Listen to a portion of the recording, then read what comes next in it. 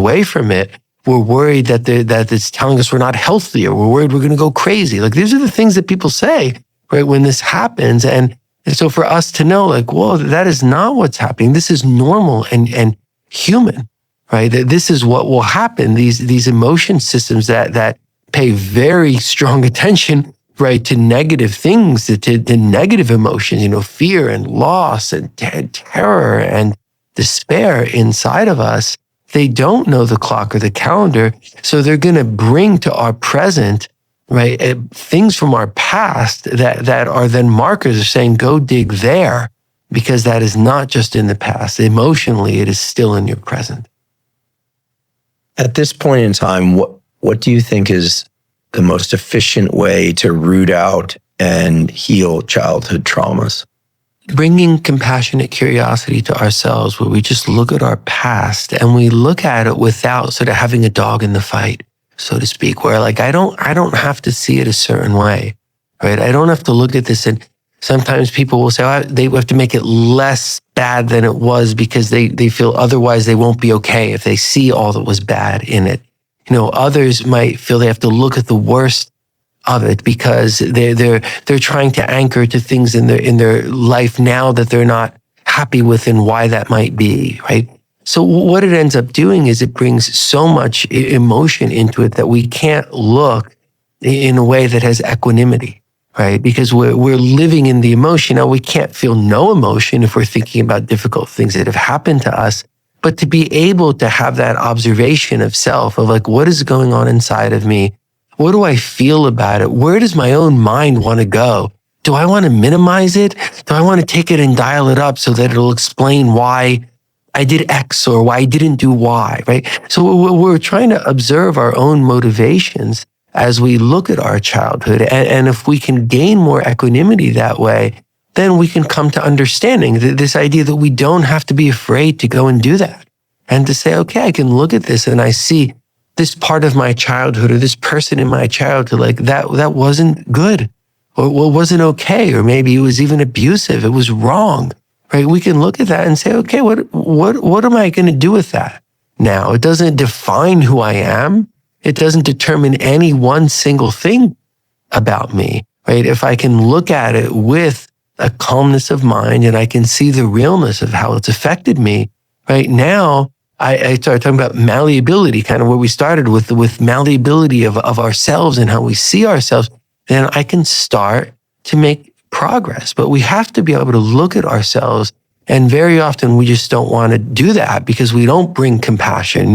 We bring fear and criticism, right? But if we can just observe ourselves, now we can get in touch with what did happen in childhood. What am I making of that now, right? And then now maybe I might want to put those words outside of me in writing or in speech, or I might want to talk to a trusted other, or I might want to see a therapist about it. So it's taking the strong emotion that can keep us from understanding, right? Which can get very complicated, right? If we bring fear to our past, we're going to see it through the lens of fear.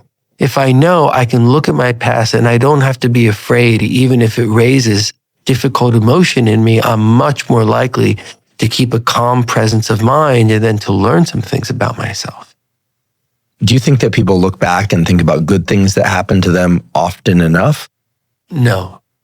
I mean, it's just a clear no. Not often enough. The answer then is no.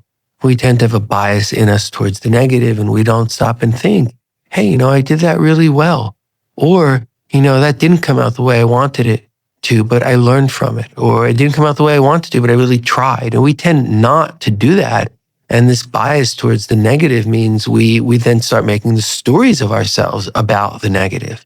Or we feel like, well, if I look at what I've done right, what's gone right in my life, or what is going right, then I'll get complacent, or like, what is there to be gained from that? I'm going to look at what's not the way I want it to be.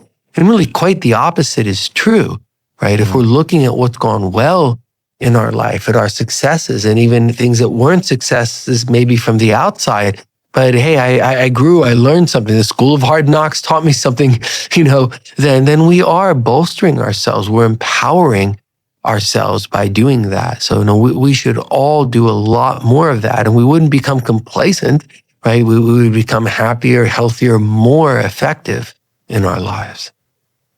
I think when we talk about looking backward, most of us, including myself, just kind of reflexively go to, okay, my family growing up, or elementary school, middle school, high school, so on.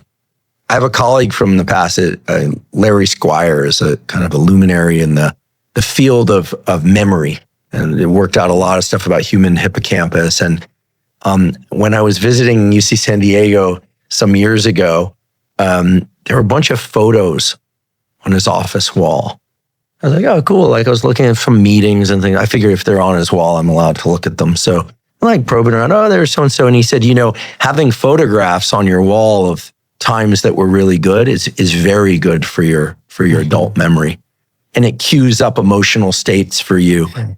And this is where it got interesting, because he studied explicit and implicit memory, the ones that we're aware of versus the ones we're not aware of, just to be clear to people. And he said, even if you don't look at them deliberately each day, when walking past them, if you have some, implicit understanding about what those are, you're surrounding yourself with positive memories. Yes. And I thought, that's pretty cool. And he's not just somebody saying this, right? This wasn't some, just thing thrown out into the world. This is arguably one of the people who knows more about human memory structure function than anybody in the last 200 years or so. That's cool. And so I said, so it should be parties, and he just said, just things and people and experiences that you liked. You just put them up. And I said, do you find yourself looking at them on your wall? And he goes, yeah, from time to time. But he's like, I'm basically in a vessel of awesome memories, and doesn't, solve all my problems, but why wouldn't you? And I think that's such a cool idea. Yes. And these days we spend a lot of time looking at other people's experiences, a lot of news coming in and things like that. I wonder if we're just doing a lot less of this. And as a last point, I've always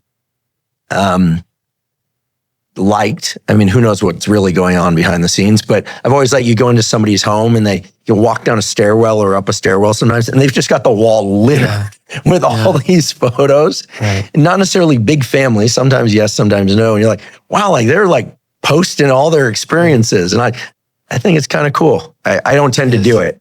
But this is a version of thinking about and exposing oneself, kind of basking in the past in a positive way. I think it's kind of cool. Maybe we should do more of it. Absolutely. I think what he's talking about and what you're talking about here is actually being able to have control over the climate within us, right? The structure of self, which is foundational, has at its foundation our unconscious mind. And the unconscious mind sets parameters for us. It's kind of the climate in which we're living. And if that climate is being predisposed, it's programmed, right, to have a bias towards the negative, because we're thinking negative thoughts a lot of the time. We're thinking about what we did wrong or what we should have done differently or what's going to go wrong. Then we're biasing the unconscious mind to throw to the surface the negative answer. Am I going to be able to do that? No. Right? We're biased towards the negative. Now, we don't know why. Why did I say no instead of yes? Right? That arises from the climate inside of me, which is my unconscious mind. So he's saying, hey, you can sort of pre-program a bias into you towards the positive. And it's not a false bias. Those memories that are up on his wall are real, right? And whether he's looking at them or he's just kind of glancing and he walks by and there's a registration inside, that he's not even aware of, right? He is priming the unconscious mind to see the positive side of things. If he thinks, well, can I do that? Or yes, I can, right? It changes things inside of him, and he's then able to exercise control over his own climate. And we can do that too. And often what we're inadvertently doing is creating a climate of fear and a climate that lacks confidence, right, inside of us, because we're just looking at the negative all the time, whether it's about us or the world around us. And that's the reason why the title of that book is What's Going Right, because there's way more going right in all of us than there is going wrong, or we wouldn't be here. So why not prime ourselves with that the way that he was doing with the photographs on the wall? It absolutely makes sense.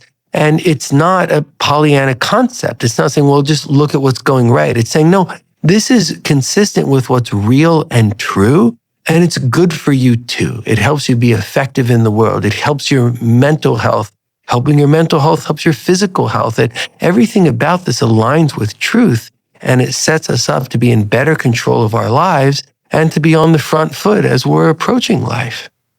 I'm going to start printing out some photos and posting them because I don't do enough of that because of all the online stuff. I have photos, but I just feel like that.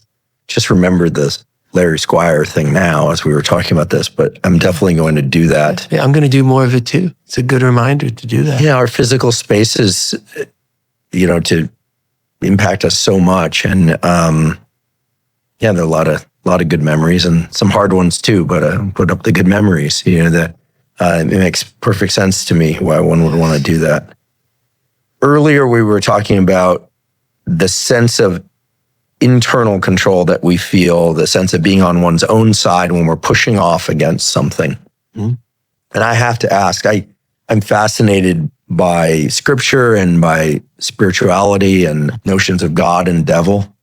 I mean, if people are told, I'm not telling people what to believe, but we are told, many people are told, that there are evil forces out there or perhaps even in us, and there are positive forces out there and in us. Typically, this is presented as God and devil. Just for sake of conversation, we'll stay with that. Do you think that it helps people choose better behaviors by being told and believing that there's a devil out there or inside of them to push against, and therefore to be more on their own side? And of course, if it's internal, it's an aspect of their own side that is better than the bad decision maker in them, right? Mm-hmm. So the way I'm wording is a little complicated, but I can't think of a simpler way to get there. If so, this seems like a brilliant idea, right? If it's true or not, it's not up to me to tell people, but one has to choose for themselves. But if the best way to change one's behavior is to be on one's own side, and the best way to be on one's own side is to not be controlled by something else and to actively be resisting that, seems like this God-devil thing is pretty rational. I think maybe from the psychological perspective, yes and no. I think if we get too over-reductionist, there's a single force of good and there's a single force of evil.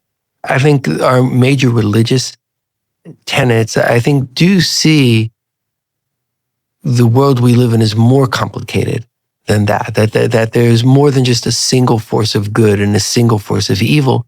Because then I think what we tend to do is over-identify. Either I want to be the good force, but I can't be good enough and I've done something wrong. And now I feel that I feel bad about myself because I feel evil because I don't feel good enough. Or I feel that the evil in the world is clearly coming for me and it's directed for me. It's a force directed at me.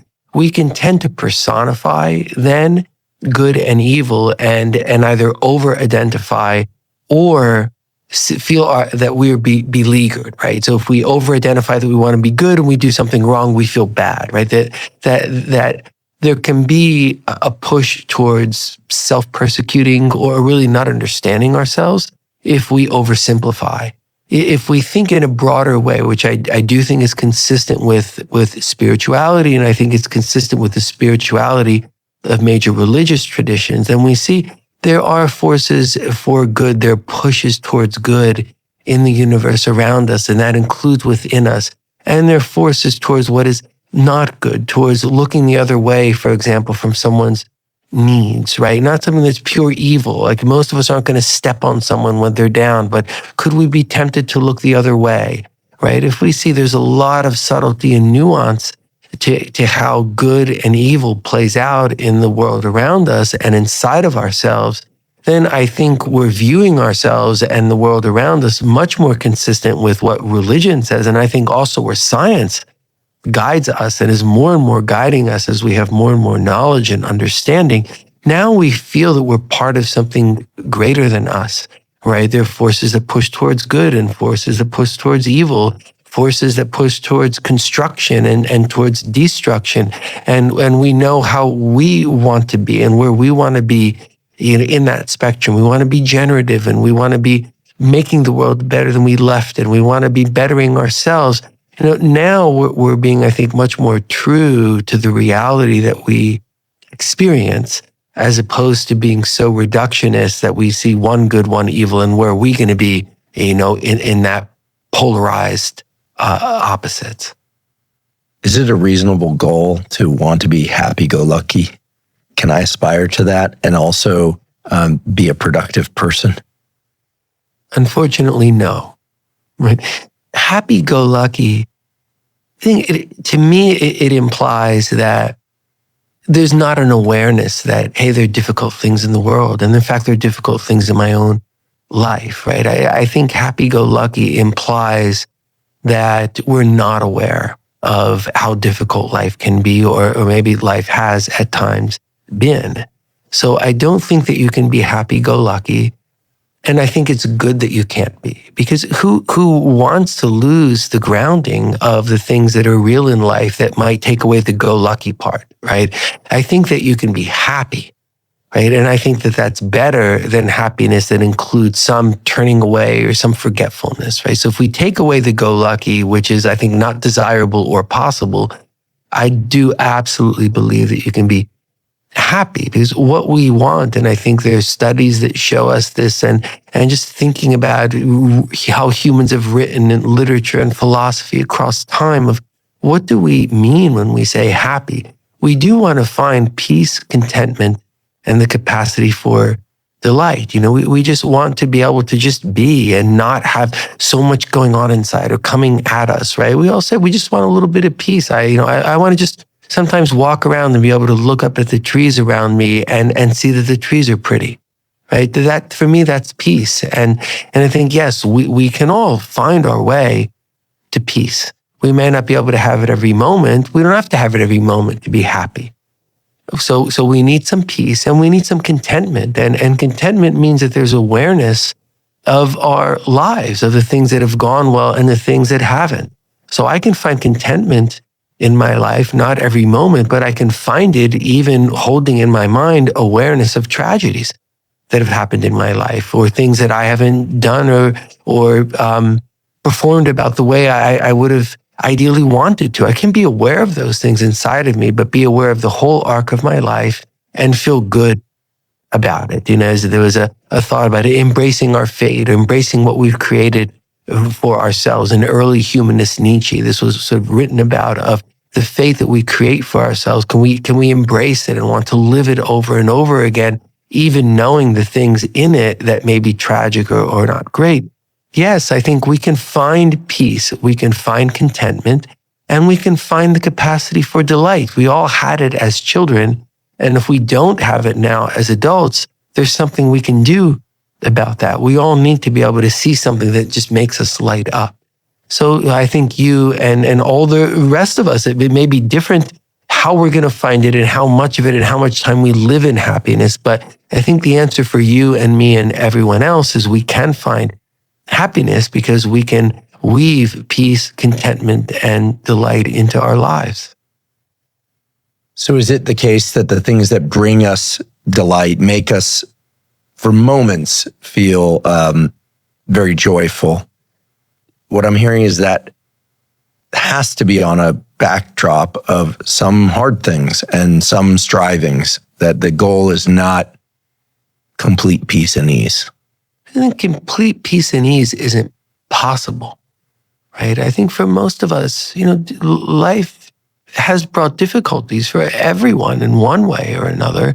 And life does have its risks and its dangers and its vulnerabilities.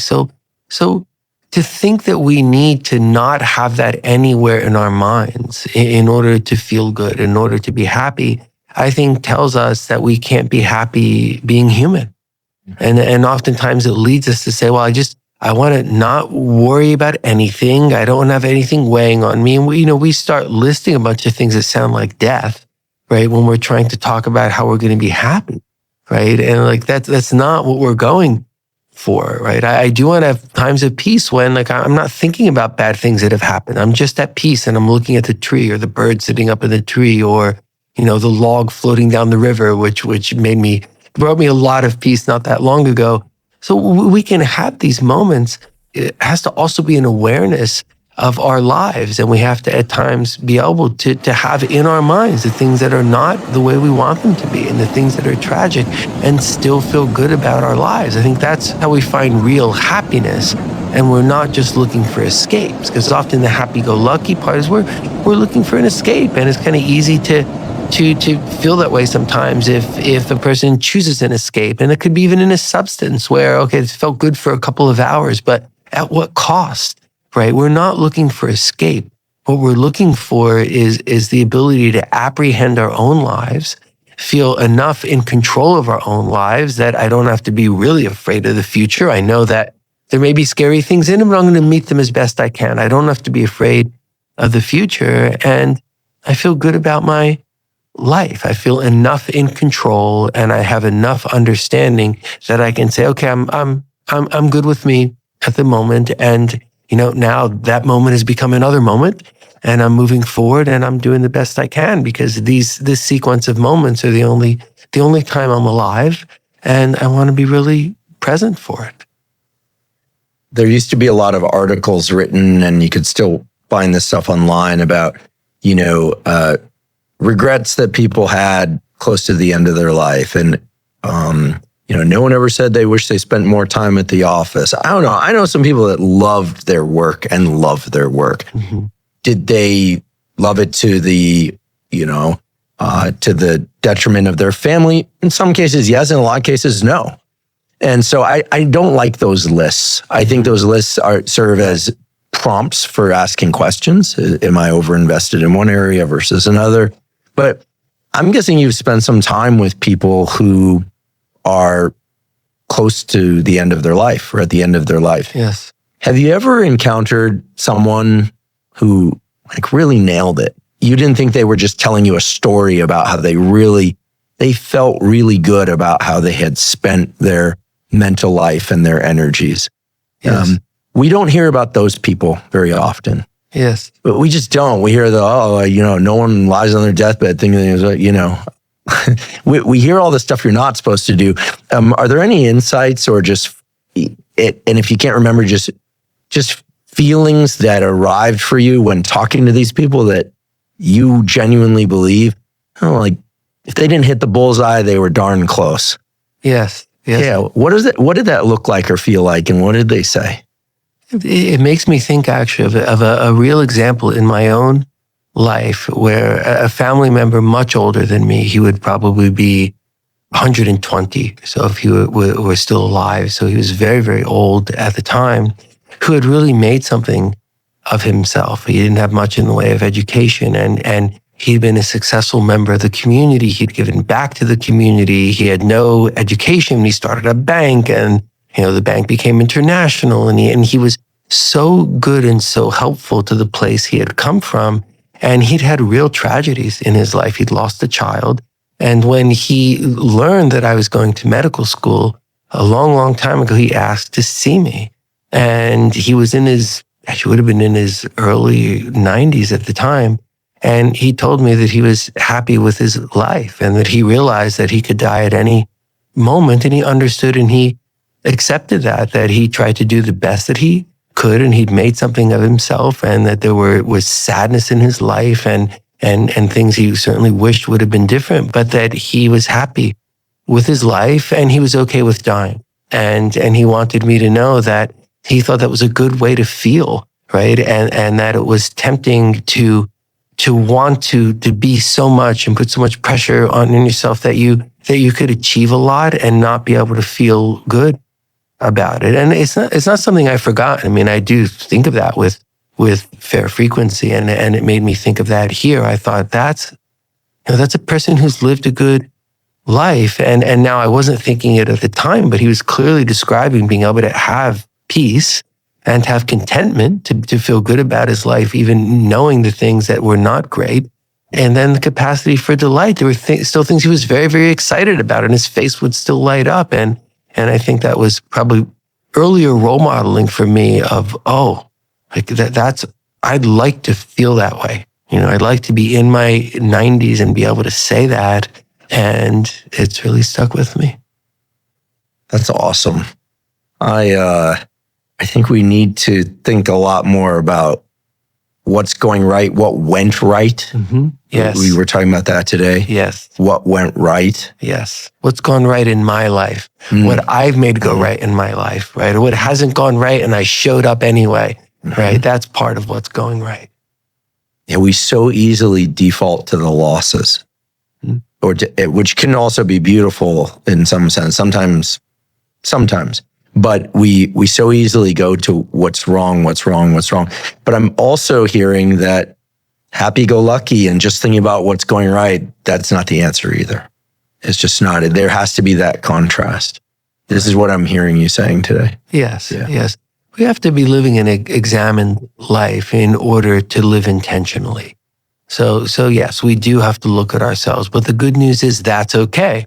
Most of us don't want to be dragged kicking and screaming to looking at ourselves, but that's just because we're afraid. And if we know I'm not going to find anything there that's going to really shock me, or probably not going to find anything I'm not already well aware of, even if I'm trying to hide it from myself. And then there's a process I can go through. If I look at myself, I can use the knowledge to make things better. Then that's the simple goodness of it's okay to look at ourselves. We have to, but we also get to. Right? And that's how we're going to live good lives. It's how we live the best life we can get. And maybe we get to that point where we can look back and feel good about the choices that we've made, and maybe feel okay about choices we've made, even if they haven't led to places where we've wanted them to be, that we can still embrace ourselves and the lives we've led. If you don't mind, I just want to ask a couple of questions that are a little bit different than the ones we've been exploring. Sure. Was writing the book informative for you about the mind, about people, in a way that all the clinical work and certainly the podcast you've done, was it different? Did it teach you anything? And if so, are you willing to share one or two of those things? Sure. I think writing about what we know helps us know it better, right? Because part of knowing something is also being aware that we don't know everything about it. So then when we organize our thoughts and we say, okay, I'm doing the best I can to put this down so other people can understand it, we just have to learn from that process. So yeah, I do feel that I learned as part of writing it and incorporating clinical examples and just incorporating events from life. It helped me, I think, have a fuller view of, I do think that this says a lot about how we're being humans in the world, and how our mind is structured, that there is this parallel to the body, and we can bring it to the fore. And I felt very hopeful and optimistic that it kind of holds together and it leads somewhere. So yeah, I think I got a lot out of organizing my thoughts better and writing the book. Last question, which is completely outside the realm of what we've been talking about. Has Lex Fridman texted you back? Because he hasn't texted me back in a while. I have not heard from Lex Fridman. Yeah. Despite multiple efforts, there has been no response. Yeah. There are rumors that he's in Dagestan. There are rumors that he's in Austin, and Lex, we love you, and you don't have to text us back, but just throw up a sign that you're okay. Or we're going to send a search party to Dagestan. Right. And if you're not there, then we're really in trouble. Dr. Paul Conti, this was awesome. I have to say, and I'm not going to repeat everything, I promise, but I have to say what I love so much about talking with you is that you can explore these caverns of things, and then these gems just pop out, like this idea that we can be on our own side by seeing what we don't want to be controlled by. I know that's really going to resonate with people, because behavioral change is the hardest thing. And behavioral change, when people realize they're not changing, it's like a double whammy. Right. So that alone is enormous. And right. And the focus on what's right, I'm not trying to just repeatedly state the title of the book. I mean, what's going right is just so vital. I think especially in this time when you turn on the news and it's just like all these things that are challenging to the world, which certainly many of them need attention, but focusing on what's going right, what has gone right, it's so essential right now. And it really, what I've learned from you today is that it's really the lifeblood of what it is to be a joyous human being, with the caveat that we also have to address the challenges.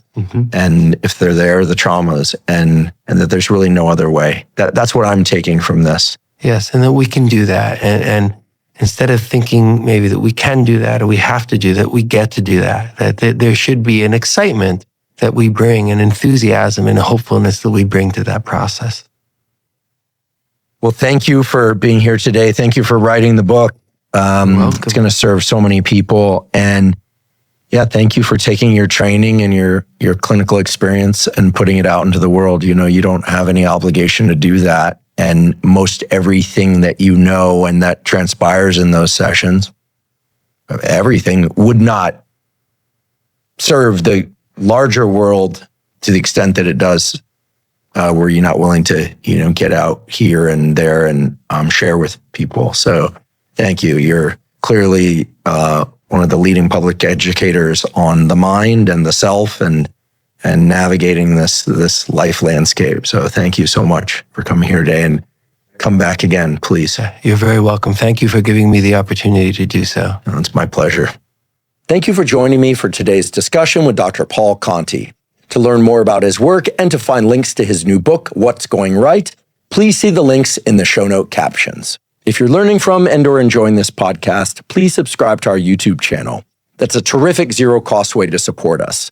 In addition, please follow the podcast by clicking the follow button on both Spotify and Apple. And on both Spotify and Apple, you can leave us up to a 5-star review. And you can now leave us comments at both Spotify and Apple. Please also check out the sponsors mentioned at the beginning and throughout today's episode. That's the best way to support this podcast.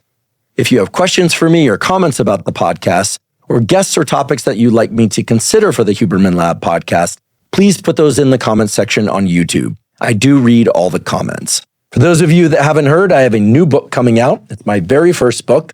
It's entitled Protocols, an Operating Manual for the Human Body. This is a book that I've been working on for more than 5 years, and that's based on more than 30 years of research and experience. And it covers protocols for everything from sleep to exercise to stress control, protocols related to focus and motivation. And of course, I provide the scientific substantiation for the protocols that are included. The book is now available by pre-sale at protocolsbook.com. There you can find links to various vendors. You can pick the one that you like best. Again, the book is called Protocols, an Operating Manual for the Human Body. And if you're not already following me on social media, I am Huberman Lab on all social media platforms. So that's Instagram, X, Threads, Facebook, and LinkedIn. And on all those platforms, I discuss science and science-related tools, some of which overlaps with the content of the Huberman Lab podcast, but much of which is distinct from the information on the Huberman Lab podcast. Again, it's Huberman Lab on all social media platforms. And if you haven't already subscribed to our Neural Network newsletter, the Neural Network newsletter is a zero-cost monthly newsletter that includes podcast summaries as well as what we call protocols in the form of 1 to 3 page PDFs that cover everything from how to optimize your sleep, how to optimize dopamine, deliberate cold exposure. We have a foundational fitness protocol that covers cardiovascular training and resistance training. All of that is available completely zero cost. You simply go to hubermanlab.com, go to the menu tab in the top right corner, scroll down to newsletter, and enter your email. And I should emphasize that we do not share your email with anybody. Thank you once again for joining me for today's discussion with Dr. Paul Conti. And last, but certainly not least, thank you for your interest in science.